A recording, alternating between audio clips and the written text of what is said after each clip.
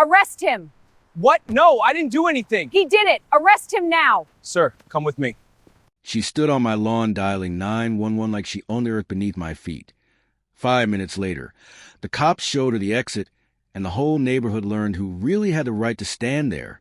The lawn had never caused trouble before. It was just grass, ordinary and green, stretching from my porch to the sidewalk like it had for years. I'd mowed it 2 days earlier, straight lines, clean edges, nothing fancy. The sun was high, the air warm, and the neighborhood was quiet in that way suburban places get when everyone is either working or pretending not to notice each other. I was standing near the oak tree, phone in hand, replying to emails, when I heard heels clicking sharply on concrete. Fast, aggressive clicks. The kind that announced the problem before the voice ever did. I didn't look up right away. People walked past all the time.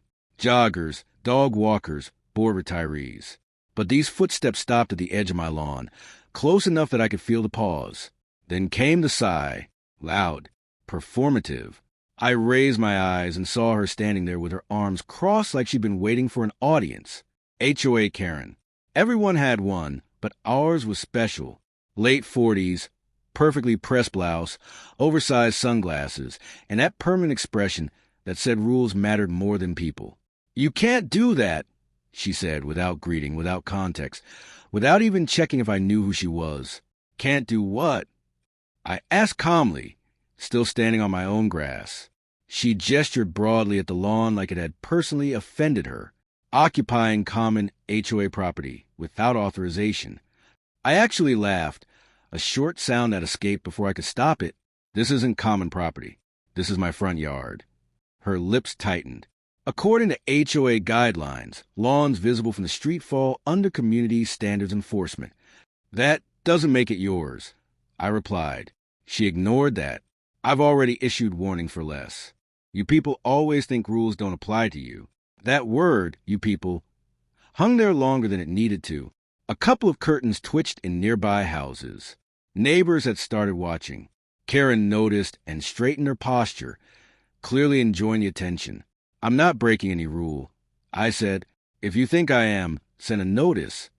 "Oh, I'm past notices," she snapped, pulling out her phone. "I'm calling the police." I blinked. "For standing on my lawn?" "For trespassing," she said confidently, already dialing. "And harassment." I stepped back, folded my arms now, curious more than angry. "You're calling 911 over grass." She put the phone to her ear and turned slightly away from me, lowering her voice just enough to sound official. "Yes, hello. This is a concerned HOA board member. There's a man illegally occupying HOA control property and refusing to leave when instructed." I could hear the dispatcher faintly asking questions. Karen nodded dramatically, pacing a few steps, careful not to step onto the grass herself. The irony almost made me smile. Neighbors began to gather openly now. Mr. Lewis from across the street leaned against his mailbox. A woman walking her dog slowed to a stop. Phones came out. Karen loved an audience, but I loved documentation. I took out my own phone and started recording. She noticed immediately.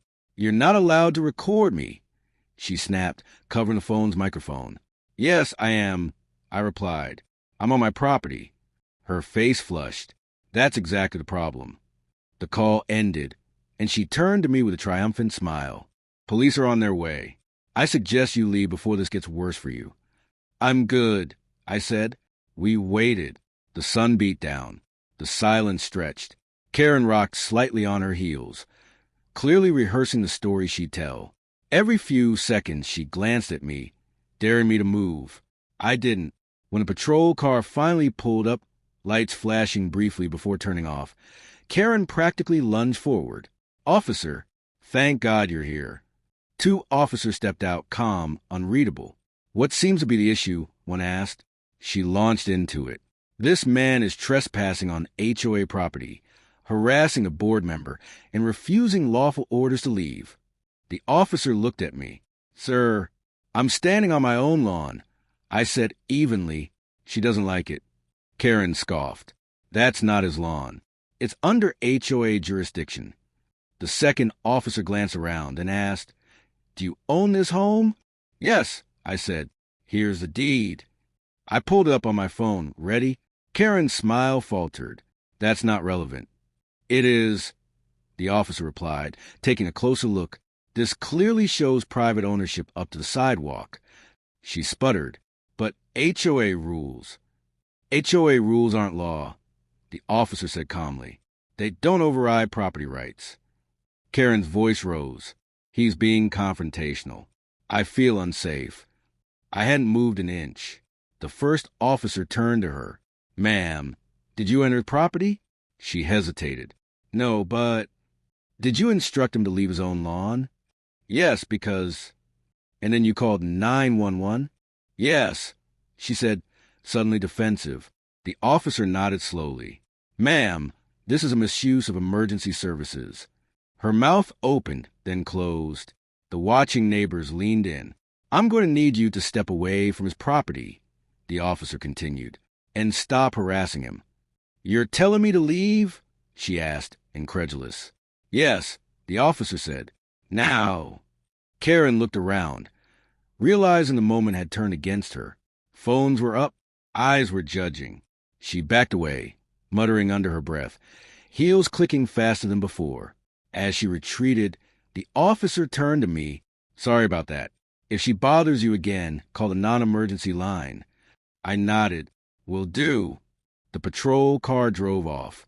The neighbors dispersed, buzzing with quiet satisfaction. I stood there alone again, on the same patch of grass, untouched, unchanged. But I knew one thing for certain. This wasn't over. By the next morning, the story had already spread. Suburban gossip moved faster than any official notice, and by the time I stepped outside with my coffee, I could feel eyes following me from behind curtains. Some curious, some amused, some quietly impressed. Karen's dramatic retreat the night before had become neighborhood lore overnight. Mr. Lewis gave me a slow nod from across the street, the universal signal for well played. I nodded back, pretending everything was normal, but I could sense the shift. Power, once challenged publicly, never returned quietly. At precisely 10 a.m., my phone buzzed. An email notification, HOA letterhead. The subject line read, Notice of violation, urgent. I smiled before opening it. Karen wasn't the type to learn lessons. She was the type to double down. The email accused me of disruptive behavior, hostile engagement with board representatives, and misuse of private property in ways inconsistent with community harmony. It cited bylaws without context, paragraphs without relevance, and concluded with a threat of fines pending a board review. I read it twice, slow and careful, then saved a copy. I walked outside and looked at the lawn again. Same grass, same oak tree, no crime scene tape, no officers, just sunlight and quiet. Karen hadn't been seen yet, but I knew she was watching. She always did. I could almost picture her drafting that email, fingers flying, righteous anger fueling every word. For her, rules weren't about order. They were weapons, tools to assert dominance where she lacked consent. Around noon, a white SUV rolled slowly past my house and stopped. Karen sat in the driver's seat, sunglasses on, phone raised just enough to be obvious. She was filming. I raised my coffee cup in a mock toast and took a sip. The SUV lingered another moment, then pulled away. I laughed softly to myself. Documentation went both ways. That afternoon, I decided to be proactive. I printed my deed, the HOA bylaws, and the state property statutes relevant to homeowner rights. I highlighted sections, annotated margins, and assembled everything into a neat folder. If Karen wanted a paper war, I was happy to oblige. Experience had taught me that bullies thrived on intimidation, not facts. Facts scared them. The HOA meeting was scheduled for Thursday evening. Attendance wasn't mandatory, but I knew she'd make it one. Karen loved the stage, loved the illusion of authority that came with a folding table and a gavel. When I walked into the community center, the room buzzed with low chatter. Neighbors filled the plastic chairs, more than usual. News traveled fast, and everyone wanted to see what would happen next. Karen sat at the front, flanked by two other board members who looked uncomfortable already. She glanced up when I entered, her lips pressing into a thin line. I took a seat in the second row, folder on my lap, calm and ready. The meeting began with routine nonsense, budget updates, landscaping schedules, a debate about mailbox colors. Karen fidgeted through it all, impatient, tapping her pen. Finally, she cleared her throat loudly. Next item, she announced, is a serious violation concerning resident conduct and property misuse. Her eyes flicked toward me. She launched into her version of events.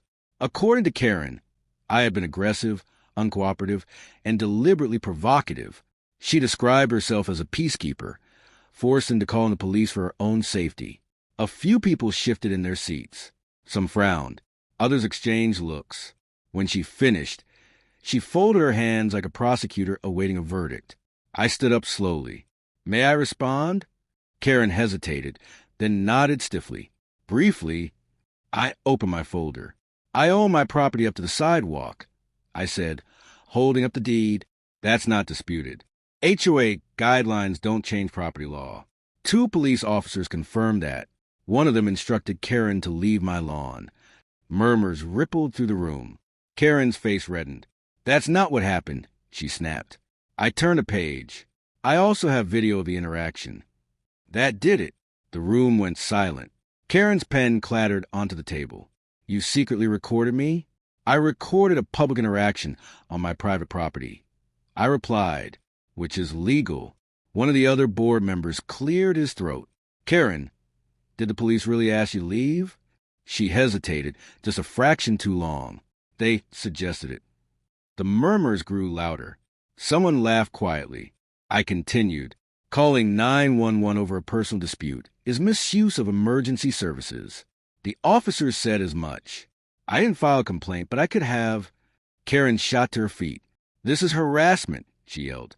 He's twisting the narrative. I remained calm. I'm correcting it. The board president raised his hands. Enough. We're not issuing fines based on this. He looked at Karen. This should have never escalated. Karen stared at him, stunned. So you're just letting him get away with it? We're standing on his own lawn, he replied. Yes. The meeting ended awkwardly after that. People avoided Karen's gaze as they filed out. A few neighbors stopped to thank me quietly. Others just smiled. Karen stormed out without a word, heels echoing down the hall. Outside, the night air felt lighter. The lawn waited for me at home, unchanged, innocent. I knew Karen wouldn't apologize. People like her never did. But something fundamental had shifted. Her authority had cracked, publicly and irreversibly. As I stepped on the grass once more, I realized the truth. This had never been about the lawn. It had been about control. And she had just lost it. Just when the neighborhood thought it was over, Karen made one last move. One that turned her from HOA bully into the problem the cops couldn't ignore. The week after the HOA meeting felt deceptively calm. No emails. No drive-by filming. No dramatic sighs from the sidewalk. Karen had gone quiet, and that silence was louder than any confrontation. People like her didn't retreat. They regrouped. I could feel it in the way the neighborhood breathed, like everyone was waiting for the other shoe to drop. I went about my routine anyway, mowing the lawn, trimming the hedges, living my life deliberately out in the open. If she wanted a target, I wasn't going to hide it. On Wednesday morning, I noticed a folded paper tucked under my door. Not an official notice. No letterhead. Just a printed page with highlighted lines and handwritten notes in the margins. HOA bylaws again, selectively quoted, aggressively underlined. At the bottom, in all caps, someone had written, "Final warning." No signature, but none was needed. I could practically hear her voice in the words. I took a photo, saved it, and slid the paper into my growing folder. Documentation was becoming a hobby. Later that afternoon, I heard Ray's voices outside. I stepped onto my porch and saw Karen arguing with Mrs. Patel 2 houses down. Mrs. Patel was soft-spoken, the kind of neighbor who baked extra and shared it. Karen was waving her arms, pointing at the Patel driveway, her voice sharp and theatrical. A small crowd had already formed, people drawn by the familiar spectacle. "You can't park there," Karen snapped. "It violates setback rules." Mrs. Patel looked confused. "I've parked here for 10 years. That doesn't make it legal," Karen replied. I'll call it in. Something in me snapped, not anger, but recognition. This was the pattern. Lawn yesterday, driveway today, something else tomorrow. She wasn't enforcing rules. She was asserting relevance. I walked over, stopping a few feet away, close enough to be present without intruding. Is there a problem? I asked calmly. Karen spun toward me like I'd said a trigger word. This doesn't involve you. It involved the neighborhood, I said, and you calling authorities over nothing. Mrs. Patel looked relieved to see me. Karen looked furious. You think you won because you embarrassed me once, she hissed. I didn't embarrass you, I replied. You did that yourself. Her phone was already in her hand again. I'm calling this in. For what? I asked. For obstruction, she snapped, and harassment. I stepped back, raising my hand slightly. I'm standing on the sidewalk. She dialed anyway. This time, she didn't even bother lowering her voice. Yes, I need an officer. There's a hostile resident interfering with HOA enforcement. People exchanged looks. A few shook their heads. Mrs. Patel whispered thank you and retreated back to her house. Karen paced, narrating the situation like she was on a reality show, embellishing every detail. When the patrol car arrived, it was the same two officers as before. Recognition flickered across their faces the moment they saw Karen. One of them sighed quietly. Ma'am, the officer said, what's the issue this time? She launched into it. Faster now, sharper, her story tangled with exaggeration. I waited, silent. When she finished, the officer turned to me. Sir, I was walking by, I said. She was threatening a neighbor over parking. I asked what was wrong. The officer nodded. That's it? Yes. He turned back to Karen. Ma'am, we've talked about this. Her confidence wavered. They're violating HOA rules. That's not a police matter, the officer replied. Again, she crossed her arms. So you're just going to let them disrespect me? The second officer stepped forward. Calling 911 repeatedly for non-emergencies is a problem. Karen's voice rose. So now I'm the criminal? No, the officer said evenly, but you're close to being cited. That did it. The crowd murmured openly now. Someone laughed. Karen looked around, realizing she wasn't the hero of this story anymore. This is unbelievable, she said, voice shaking. I'm trying to maintain standards. You're harassing people, the officer corrected. If it continues, there will be consequences. They left soon after, and Karen stood frozen for a moment, then stormed off without another word. The crowd dispersed slowly, buzzing with quiet satisfaction. Mrs. Patel waved at me from her doorway. I waved back. That night, I sat on my porch watching the streetlights come on, thinking about how power really worked. Karen had authority on paper, but authority only mattered if people believed in it, and belief was gone. The next morning, an email hit every inbox in the neighborhood, not from Karen, from the HOA president. It announced a review of board conduct policies and reminded residents not to contact emergency services for HOA disputes. It was polite, diplomatic, final. Karen's name wasn't mentioned, but everyone knew. I stepped onto my lawn, barefoot this time, feeling the grass cool under my feet. The lawn hadn't changed. I had. The neighborhood had. And Karen? She was running out of places to stand. The downfall didn't arrive with flashing lights or raised voices. It came quietly, wrapped in politeness and procedure, which somehow made it more devastating. Karen stopped appearing outside altogether. No clipboard walks. No driveway patrols. No sunglasses hovering like surveillance cameras. For a woman who thrived on visibility, absence was its own kind of punishment. The neighborhood noticed immediately. Conversations shifted from speculation to certainty. Something had broken, and it wasn't going to be fixed with bylaws or threats. A week later, another email landed in our inboxes. This one was longer, carefully worded, and clearly reviewed by someone who understood liability. It announced a special HOA meeting to address recent community concerns regarding board overreach, resident harassment, and misuse of authority. Karen was listed as present, but not as the speaker. That alone felt historic. The community center was packed that night. People who had never attended a single meeting showed up early, filling every chair, standing along the walls. There was a sense of anticipation, not excitement exactly, but relief, like a pressure valve about to release. I took my usual seat near the front, folder lighter now, mostly habit. Karen arrived last. No dramatic entrance this time. No heels announcing her presence. She looked smaller somehow, shoulders tight, jaw clenched.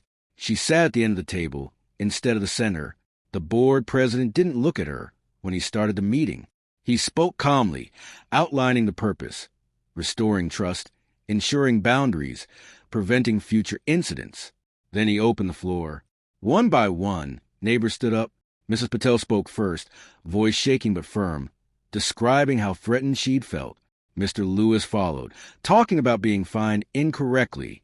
A young couple mentioned warning letters taped to their door over trash bins. The stories piled up, overlapping, consistent. Karen stared straight ahead, lips pressed together. When someone mentioned the police being called over nothing, a ripple moved through the room. Everyone knew. No one needed names. Finally, the board president turned to her. "Karen, would you like to respond?" She stood slowly, smoothing her blouse like armor. "I've always acted in the community's best interest," she said. "If people felt uncomfortable, that was never my intention." A murmur rolled through the crowd. Not angry, just unconvinced. The president nodded. Intent matters. So does impact. He took a breath. Given the volume of complaints and the seriousness of the incidents, the board has accepted Karen's resignation, effective immediately. The word resignation landed softly but hit hard. Karen's head snapped up. "Accepted?" "You submitted it yesterday," he replied gently. Gasps. Karen's face flushed. For a moment, I thought she might argue. Instead, she laughed once, sharp and brittle. "So that's it," she said. "You're siding with him." Her eyes flicked to me. "This isn't about sides," the president said. "It's about behavior." Karen looked around the room, searching for support. She found none. People avoided her gaze, not out of cruelty, but finality. She gathered her purse, stood, and walked out without another word. The door closed behind her with a soft click. No applause followed. None was needed. The meeting wrapped up quickly after that. People lingered, talking quietly, lighter somehow. Outside, the night air felt cooler, cleaner. Mrs. Patel hugged me. Others thanked me. I told them it hadn't been about me. And it hadn't. It had been about everyone getting tired at the same time. Days passed. Karen's house went quiet. Then a for sale sign appeared on her lawn. The irony wasn't lost on anyone. I watched it sway gently in the breeze, standing exactly where she once claimed authority she didn't have. On moving day, a truck pulled up. Karen directed the movers silently, avoiding eye contact with neighbors. When she finally got into her car, she paused, looking down the street one last time. For a split second, her eyes met mine. There was no anger there, just exhaustion. She drove away without a wave. Life settled back into normal rhythms. Kids played. Dogs barked. Lawns grew and got trimmed. The HOA sent fewer emails. Meetings became boring again, which was the best outcome anyone could hope for. One evening, as the sun dipped low, I stood on my lawn, the same patch of grass that had started it all. I thought about how small the conflict had been in the beginning, how absurd it sounded when reduced to words. And yet it mattered, because unchecked power always starts small. The lawn never belonged to her. It never belonged to the HOA. It belonged to the idea that people deserved to exist without being policed for ego. A neighbor waved as he passed. I waved back. The grass shifted under my feet, alive and ordinary. The cops never came again. And no one ever told me to leave my lawn.